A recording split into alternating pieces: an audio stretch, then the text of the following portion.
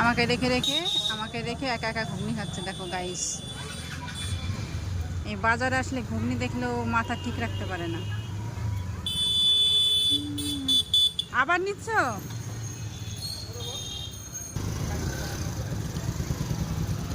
আবার নিলে?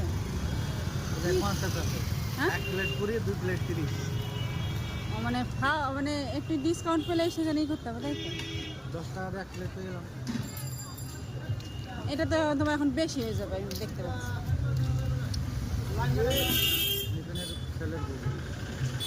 তুমি আসলেই তুমি এই দোকানে ঘুগনিটা কেন খাও বলো না? কেমন লাগে? খুব স্বাদ, সেই স্বাদ। বলেছিল না নিবেন, তোমাকে ফুড ব্র্যান্ড নিবেন, যে একটা মোটর মতো পছন্দ দাম নিবেন ফুড। আমি ওইসব উল্টো পাল্টা জিনিস খাই না।